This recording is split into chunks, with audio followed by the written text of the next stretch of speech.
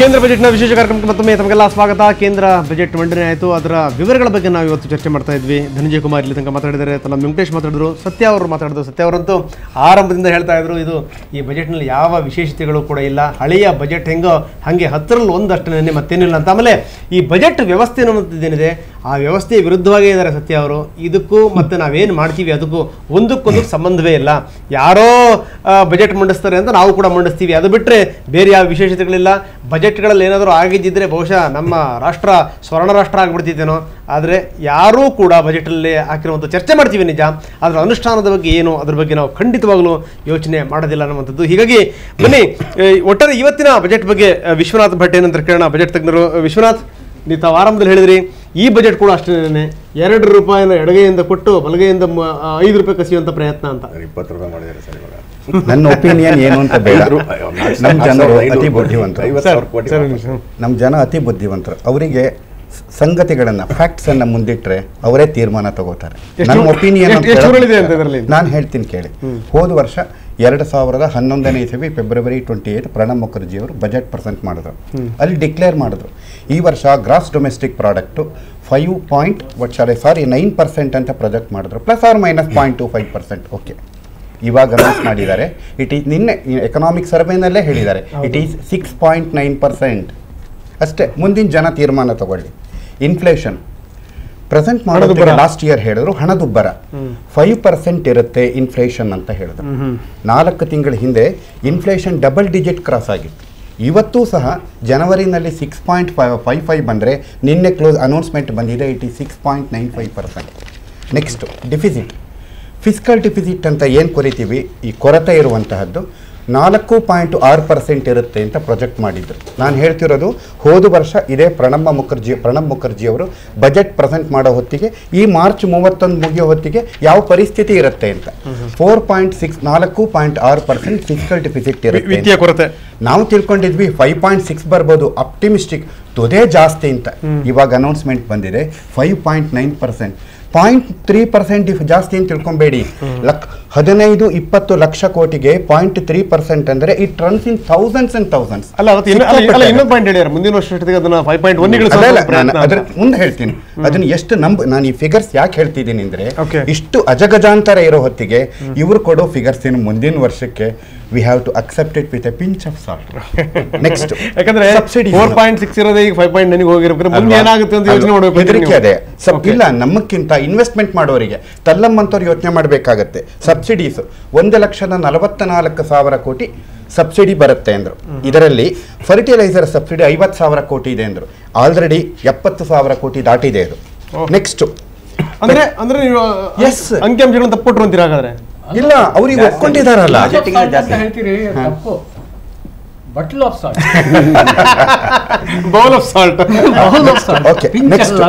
ರಾಸಾಯನಿಕ ಗೊಬ್ಬರ ಆಯ್ತಲ್ಲ.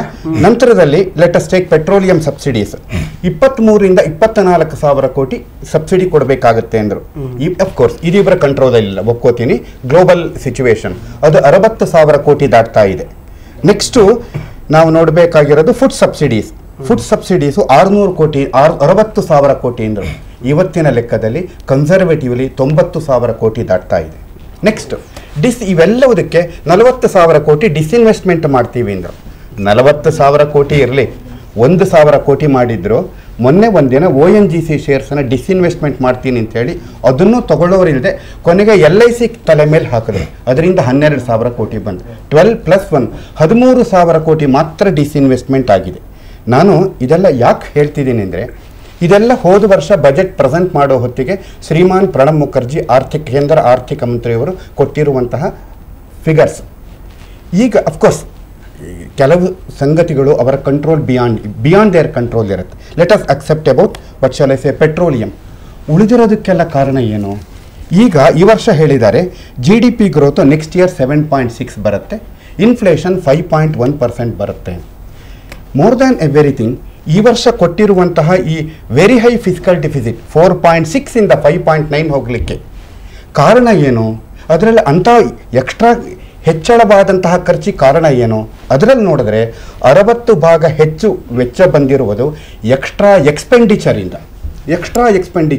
ಅದು ವೇಸ್ಟ್ಫುಲ್ ಎಕ್ಸ್ಪೆಂಡಿಚರು, ಅಗತ್ಯವಾಗಿದ್ದು ಅನಗತ್ಯವಾಗಿದ್ದು ಅದೆಲ್ಲ ನಮಗೆ ಗೊತ್ತಾಗೋದಿಲ್ಲ. ನೆಕ್ಸ್ಟು ಇನ್ನೊಂದು 40% ರೆಡ್ಯೂಸ್ಡ್ ಟ್ಯಾಕ್ಸ್ ಕಲೆಕ್ಷನ್ನಿಂದ. ಈಗ 2 ತರಹ ಇದೆ, ಒಂದು ಎಕ್ಸ್ಪೆಂಡಿಚರ್ಸಿಂದ, ಇನ್ನೊಂದು ಬರೋ ಆದಾಯ ಕಮ್ಮಿ ಆಗೋದ್ರಿಂದ.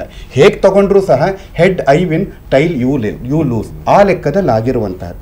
ನೆಕ್ಸ್ಟ್ ಹೇಳೋದೇನು ಗೊತ್ತಾ, ನನ್ನ ಪ್ರಕಾರ ನೀವು ಆರೋಗ್ಯ ಕೆಟ್ಟಾಗ ಮೆಡಿಸಿನ್ ಅರ್ಜೆಂಟಲ್ಲಿ ಕೊಟ್ಬಿಡ್ಬೇಕು. ಮುಂದೆ ಏನು ಅಂದರೆ ಆರೋಗ್ಯ ಕೆಡದೇ ಇರುವ ತರಹದ ಒಂದು ಪರಿಸ್ಥಿತಿ ಕ್ರಿಯೇಟ್ ಮಾಡಬೇಕು. ದಟ್ ಈಸ್ ವಾಟ್ ನಾನು ಯಾವುದೇ ಒಂದು ಸಿಸ್ಟಮ್ ಇರಲಿ, ಗ್ರೋತ್, ಈಗ you want to distribute the wealth, ನೀವು ಹಣವನ್ನು ನೀವು ಹಂಚಬೇಕು. If you have to distribute the wealth, first you have to generate the wealth. ನೀವು ಶ್ರೀಮಂತಿಕೆಯನ್ನು ಕ್ರಿಯೇಟ್ ಮಾಡಿ ಆಮೇಲೆ ಅದನ್ನು ಹಂಚಿ. Socialism doesn't means distribution of poverty. Please keep it in mind. ಬಡತನವನ್ನು ಹಂಚಬೇಡಿ ಸ್ವಾಮಿ, ಶ್ರೀಮಂತಿಕೆ. ಸತ್ಯವ್ರು ಯಾಕೆ ನಗ್ತಾ ಇದಾರೆ ಅಂತ ಕೇಳ್ಬೇಡ. ಸರ್, ನಿಮ್ಮ ನಗುವಿನ ಗೂಢಾರ್ಥ ಅರ್ಥ ಆಗಲಿಲ್ಲ ನಮಗೆ. ನಿಮ್ಮ ನಗುವಿನ ಪದ ಹೋಗ್ಬಿಟ್ಟಿದೆ ಇಂಡಿಯನ್ ಡಿಕ್ಷನರಿನಲ್ಲಿ. ಇವರು ನಿನ್ನೆ ಹಾಗಲ್ಲ ಸರ್, ಇವರು ಇನ್ಕ್ಲೂಷನ್ ಅಂತ ಹೇಳಿದ್ರು, ನಾವು ಹಂಚುತ್ತೀವಿ. All these people are playing a fraud on the constitution, keeping that word in the constitution. ಯಾಕಂದ್ರೆ ನಿನ್ನೆ ನನಗೆ ಸಂತಾಗಿದ್ದೇನು ಅಂದ್ರೆ, ನಿನ್ನೆ ಎಕನಾಮಿಕ್ ಸರ್ವೆನಲ್ಲಿ we have to distribute it, inclusion ಎಲ್ಲ ಇವೆ, ಎಲ್ಲ ವರ್ಡ್ ಒಪ್ಕೋತೀನಿ. ಹೌದು, ಅದಕ್ಕೋಸ್ಕರ ಆ ತರಹದ ವೆಲ್ತ್ ಇದೆಯಾ. 4.6 ಇಂದ 5.9% ಫಿಸ್ಕಲ್ ಡಿಫಿಸಿಟ್ ಕೊಟ್ಟಿದ್ದೀರಾ ನೀವು. 1,80,000 ಇರೋದನ್ನು ಈ ಇನ್ಫ್ಲೇಷನ್ ಇಷ್ಟು ಜಾಸ್ತಿ ಆದಾಗ 2 ಲಕ್ಷಕ್ಕೆ ಮಾತ್ರ ಮಾಡಿದ್ದೀರಾ. ಮನೇಲಿ ಹೆಂಗಸರು ಪಟ್ಟಿ ಕೊಟ್ಟಾಗ ಪ್ರತಿ ತಿಂಗಳು ಈ ಸಲ 4,400 ಆಗಿದ್ದರೆ ನೆಕ್ಸ್ಟ್ ಮಂತ್ 4,500. 1 ವರ್ಷದ ಹಿಂದಿನ ಸಾಮಗ್ರಿ ಪಟ್ಟಿ ನೋಡಿ, ಆವಾಗ 3,200 ಇರೋದು ಈ ಸಲ 4,800 ಆಗಿರುತ್ತೆ. ಇನ್ಫ್ಲೇಷನ್ ಆ ಥರ ಹೋಗ್ತಿರೋ ಹೊತ್ತಿಗೆ ಇನ್ಕ್ಲೂಸಿವ್ ಗ್ರೋತ್ ಅನ್ನಬೇಕಾದ್ರೆ you have to generate the wealth. ನಾನು ಅದಕ್ಕೆ ಫಸ್ಟ್ ಬರ್ತೀನಿ. ಇದಕ್ಕೆ how to stop the disease, ಅದಕ್ಕೆ ನೀವು ಮಾಡಬೇಕಾಗಿರೋದು ಗ್ರೋತು.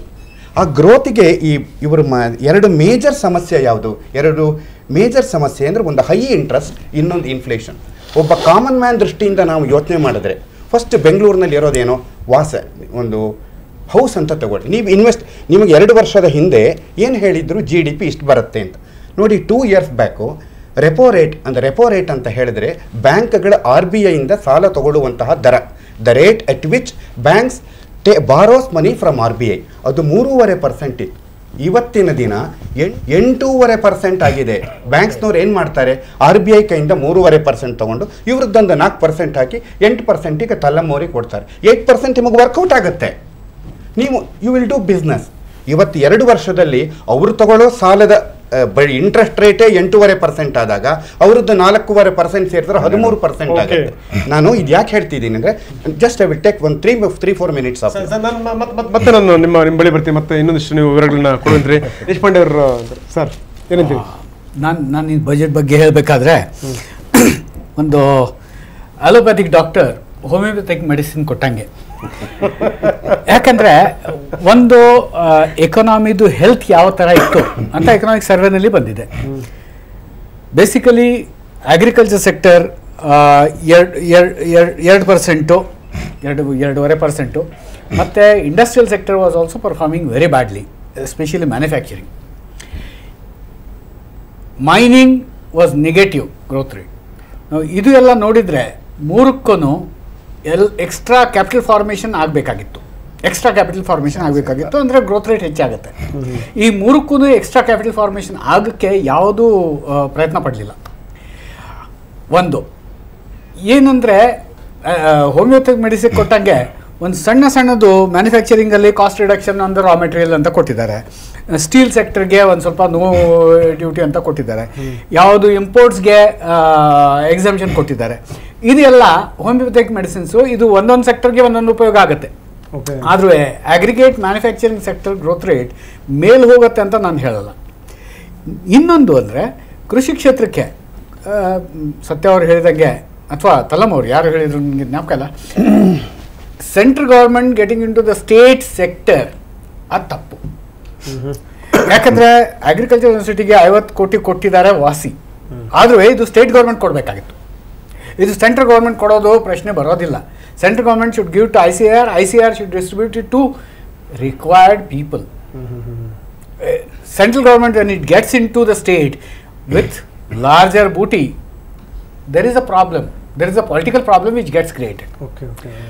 ದಿಸ್ ಇಸ್ ಕೊಟ್ಟರು ಒಂದು ಸಮಾಧಾನ, ಈಗ ಅದನ್ನು ಕಸ್ಕೊಂಡ್ಬಿಟ್ರೆ ಕಷ್ಟ ಆಮೇಲೆ. ಅದೇ 1 minute ಈ 50 ಕೋಟಿ ರೂಪಾಯಿ ಕೊಟ್ಟಿರೋದು under a special scheme to aid an institute of excellence. ಹಿಂದೆ ಇಂಡಿಯನ್ ಇನ್ಸ್ಟಿಟ್ಯೂಟ್ ಆಫ್ ಸೈನ್ಸ್ ಕೊಟ್ಟಿದ್ರು, ಅದು ಹೋದ ವರ್ಷ ಮೈಸೂರು ಯೂನಿವರ್ಸಿಟಿಗೆ ಕೊಟ್ಟರು. ಅದು ICAR ಮೂಲಕ ಇಲ್ಲಾದ್ರೆ UGC ಮೂಲಕ ಕೊಡಬೇಕು, ಯಾಕಂದ್ರೆ ಅದು indirect payment. So that there is nothing that the university is not grateful to Pranab Mukherjee. It is not. It should be grateful to UGC or ICAR. It is not tied to any definite program.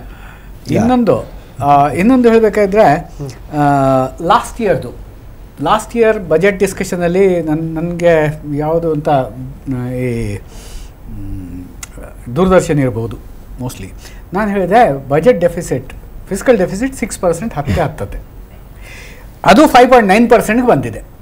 ಈ ಸಲ 5.1% ಹೇಳಿದ್ದಾರೆ, ಇದು 6.2%ವರೆಗೂ ಖಂಡಿತ ಹೋಗುತ್ತೆ. ಯಾಕಂದರೆ revenue generation ಎಷ್ಟು ಮಾಡಿದ್ದಾರೆ, ಆ ರೆವೆನ್ಯೂ ಜನ್ರೇಷನ್ನಲ್ಲಿ ಅಷ್ಟು ಎಷ್ಟು ಎಫರ್ಟ್ಸ್ ಮಾಡಿದ್ರೂ ರೆವೆನ್ಯೂ ಜನ್ರೇಷನ್ 10 to 15% ಅಷ್ಟೇ ಹೆಚ್ಚಾಗೋದು. ಎಕ್ಸ್ಪೆಂಡಿಚರ್ ಇನ್ಕ್ರೀಸ್ ಆಗಿದೆ. ಯಾವಾಗಲೂ ಎಕ್ಸ್ಪೆಂಡಿಚರ್ ಇನ್ಕ್ರೀಸ್ ಆದಾಗ if the fiscal efforts are not proper, fiscal deficit has to climb. Third thing is about the banking sector. And I would also like to comment a little bit of help to Pranab Mukherjee. Whatever budget is said, and it also takes your point, whatever said in the budget is difficult to achieve. It's difficult to achieve. Yakandre budget is not a leash on the economy. Economy is a huge elephant, and that huge elephant, like adu Arab proverb ide ante, ಒಂಟೆ ಮೇಲೆ ಕೂತಿರೋನು ಅವನದು ಒಂದು plan ಇದೆ, ಒಂಟೆ ಹ್ಯಾಂಗೆ ಹೋಗಬೇಕು ಅಂತ. ಆ ಒಂಟೆದೂ ಒಂದು ಪ್ಲಾನ್ ಇರುತ್ತದೆ. ಈಗ ಪ್ರಣಬ್ ಮುಖರ್ಜಿ ಒಂಟೆ ಮೇಲೆ ಕೂತಿರೋದು, ಒಂಟೆ ಅಂದರೆ ಎಕನಾಮಿ, ಅದು ಎಕನಾಮಿ ಹೆಂಗೆ ನಡೀತಾ ಇದೆ, ಆ ಪ್ರಣಬ್ ಮುಖರ್ಜಿಗೆ ಯಾರಿಗೂ ಅಷ್ಟು ಒಂದು ಸ್ಮಾಲ್ ಒಂಟೆ ಮೇಲೆ ಕೂತರು ಕೂಡ ಪ್ರಣಬ್ ಮುಖರ್ಜಿ ಎಲ್ಲೊಂದ್ ಕಡೆ ಕುದುರೆ ಮೇಲೆ ಕೂತಿ ತೋರಿಸ್ಕೊಳ್ಳೋಕೆ ಪ್ರಯತ್ನ ಮಾಡ್ತಾ ಇದ್ದಾರೆ ಅಂತ. ಅದೇ ತಪ್ಪು. ಅದಕ್ಕೆ ಈ ಫಿಸಿಕಲ್ ಡೆಫಿಸಿಟ್ ಈ ಸಲನೂ ಕೈಯಿಂದ ಮೇಲೆ ಹೋಗುತ್ತೆ. ಕುದುರೆ ಆಗಬಾರ್ದು ಅಂತ ಇದು ಸಮಸ್ಯೆ. ಕುದುರೆ ಆಗ್ಬೋದು. FRBM ಅಂತ ನಲ್ಲಿ ಫಿಸಿಕಲ್ ಡೆಫಿಸಿಟ್ ಬರುತ್ತೆ ಅಂತ ಹೇಳಿದಾರೆ, ಅದು ತಪ್ಪು, ಅದು ಆಗೋಗಿಲ್ಲ. ಸರ್, ಮತ್ತಷ್ಟು ನಿಮ್ಮ ಜೊತೆ ನಾನು ಚರ್ಚೆ ಮಾಡ್ತೀನಿ. ಸೊ ಇನ್ನಷ್ಟು ತಜ್ಞರು ಏನು ಹೇಳಿದ್ದಾರೆ ಕೇಳೋಣ ಬಜೆಟ್ ಬಗ್ಗೆ. ಒಂದು ಸಣ್ಣ ವಿರಾಮದ ಬಳಿಕ ಮತ್ತೆ ನಾಳೆ ಬರೋಣ.